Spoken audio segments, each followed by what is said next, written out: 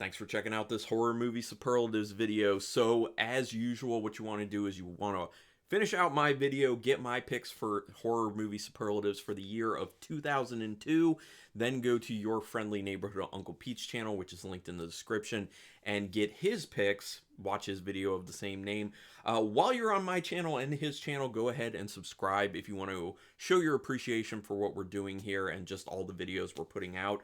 You can hit the notification bell button to know when we're putting out our videos and give us that thumbs up on these videos just to help us with that ridiculous YouTube algorithm. We appreciate that. But anyway, let's go ahead and get into it. My picks for 2002. Kicking it off with the most amazing of 2002. And it's going to sound like a boring pick, but I legitimately think, after thinking about this a lot, that the best 2002 horror film is The Ring. Yes, the American remake by Gore Verbinski of the Japanese film is better than the original, to be honest. I mean, you always have to pay homage to the original because it did it first. You know, the original Ring, or as it's called, Ringu, did so much for horror films. It really brought J-horror into the United States. The whole, like, creepy ghost girl thing that then carried on with The Grudge and some other things. But Naomi Watts is phenomenal in The Ring. It's so creepy.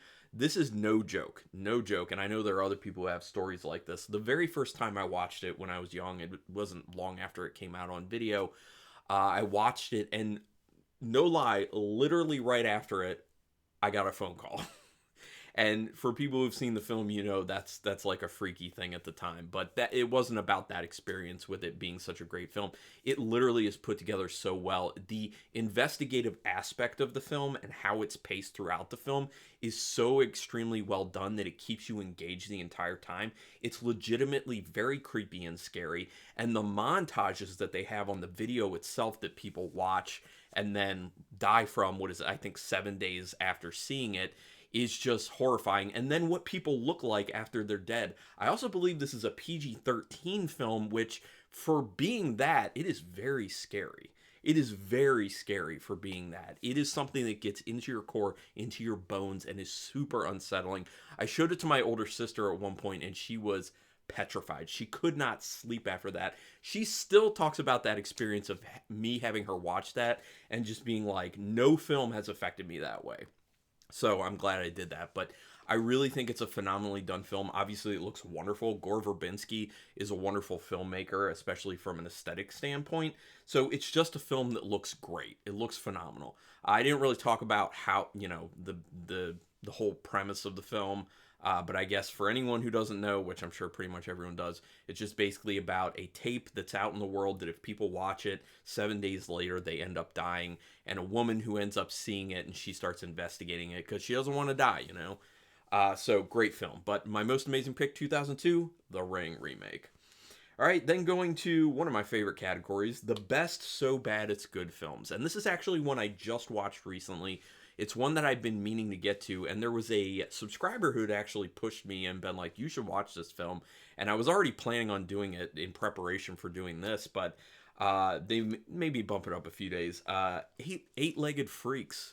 I am glad I finally saw that film. Yes, it's a film about gigantic spiders attacking a city, and it has David Arquette as the main character in it. And it's just fun. You know, it is so bad it's good, but it's supposed to be so bad it's good. So it is kind of one of those things where, like, yeah, it's technically so bad it's good, but it's not one of those movies where they tried their hardest to make it like a good film, but it's like unintentionally bad. No, it's intentionally a bad film, but it's so much fun, and I think they hit the mark really well. It has good comedy to it. For being from 2002, the CGI actually doesn't look that bad. It didn't hold up horribly, which is very interesting.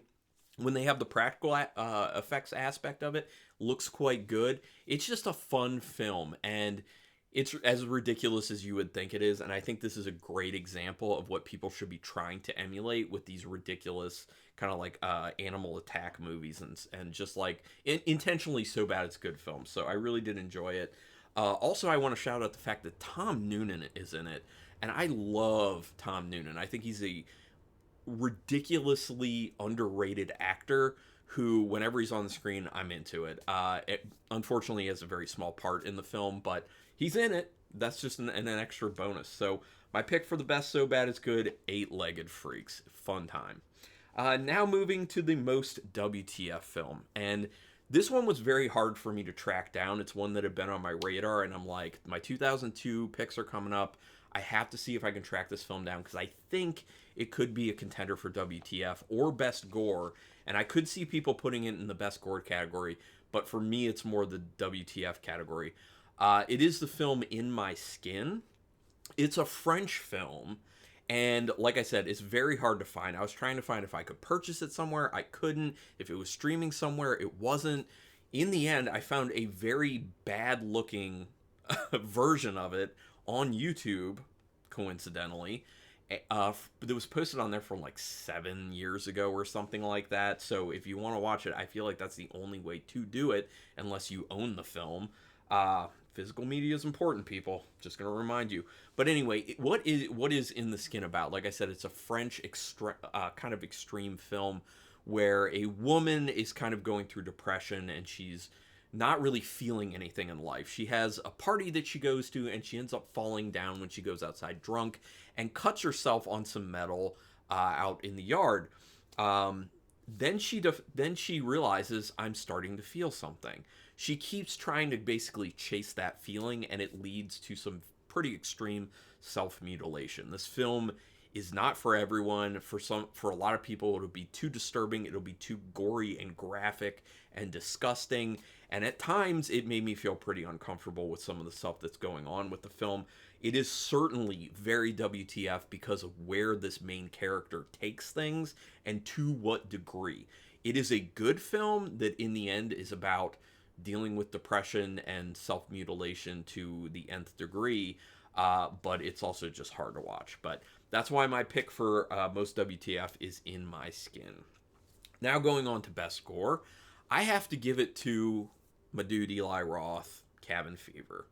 And I will just say real quickly, I don't know if I've ever said this before, but after he had done Cabin Fever and before Hostel came out, I actually had messaged him on MySpace. Remember MySpace, anyone?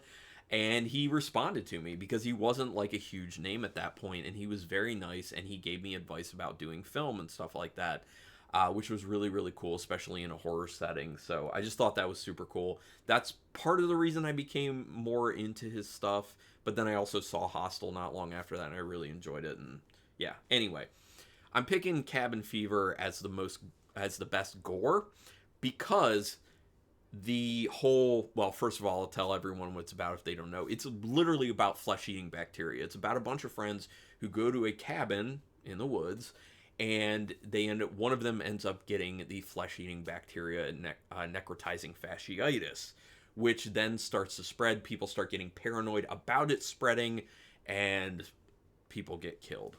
So either the necrotizing fasciitis is killing people, or it's other people killing people, and it gets pretty off the rails and wild. And the gore is very well done, wonderful practical effects. Even when it's the moments of people just being shot, the blood splatter is very disgusting and intense. There are some particular scenes in it too with certain deaths. The one is probably the hardest to watch, where a woman it shows her like part of her face has already been eaten. You can see her teeth and part of her like jaw, and she is beaten to death with a shovel. Like, it is a lot. So it's not just what's shown, but it's also what's off camera that's implied in addition to what's shown, that just makes it so intense and wild. And that's why I'm picking Cabin Fever for the best gore for 2002. Now going on to the most unique, and this is the only one I have a visual aid for. This is the only one I own. Bubba Hotep. I am a huge Don Coscarelli fan. I'm just going to tell you right now. Yes, I even like his film Beastmaster. I love all the Phantasms. Literally my favorite horror franchise is Phantasm, as you can't tell because I'm wearing a Phantasm 2 shirt, which is awesome. But Bubba Hotep is such a unique film that he did. It is literally about, well, first of all, it has Bruce Campbell in it, so how can you not love a film that has Bruce Campbell? But it's about a guy who claims to actually be Elvis, played by Bruce Campbell, who is in a old folks home, and says that basically what happened is he actually was Elvis. He wanted a break. He had his impersonator take his life over for a little bit, and then that's when Elvis died, but it wasn't the actual Elvis. So, but people are just like, what's really going on? You know, it seems like maybe he's having memory issues, blah blah blah. So it's about him in this old folks home, and another character played by Ozzie Davis, who believes he is JFK and also says that he was not killed. He has a whole story behind it. It's pretty funny, but it's a horror comedy. Obviously, has Reggie Bannister in a small part, which always a plus. But a mummy ends up showing up at the old folks' home and is gaining power by sucking the souls of the elderly through their buttholes. If that doesn't say unique, I don't know what does. And it's about these two main characters, one who thinks he's Elvis and one who thinks he's JFK Jr., who are going to try and take him on in their walker, with their walker and their wheelchair. It is a sight to see. It is a very unique, interesting film, and it ends up actually having a lot of heart to it in the end. And I love this film. I need to get an upgrade on this. I need a 4K for this one, to be honest. Probably going to rewatch this again sometime soon. So, my pick for most unique for 2002, Bubba Hotep. Plus, come on, Bruce Campbell. Bruce Campbell. Anyway, now moving on to my most overrated category, and for 2002, that has to be The Mothman Prophecies. I hate this film. It's been a little bit since I last saw it, but it's one of those films where there is a lot of hype built up around this film, and that's part of the reason I'm picking it as most overrated, because people do talk about it quite highly. This was one of the early kind of cryptid conspiracy theory type films, and the pacing is terrible. The pacing is so bad. It has Deborah Messing and Richard Gere in it, which, by the way, I have to take a moment to just say that I'm sure he's a lovely person. I cannot stand Richard Gere as an actor because he never emotes with his face. No matter what his character is supposed to be saying or what emotion his character is supposed to be feeling, his face looks exactly the same. He never emotes with his face. It's the same thing with Olivia Munn, and there are a few other people I've seen out there who do it, but it's not common. Hate Richard Gere's acting, and he's in this in full form, but it's literally about these two individuals who are looking into the stories of the Mothman. It's all these kind of theories about a prophecy and this Mothman cryptid, and they're investigating it. And it doesn't really go very far. You know, I'd seen someone who did a short review of it on Letterboxd that was basically like, more Mothman, less prophecies. And I think that's a very accurate review of what this film needed. Is stop just slowing the pacing down a ridiculous amount and talking way more about these prophecies and showing these like flashes of prophecies or whatever they are, and they don't look that great.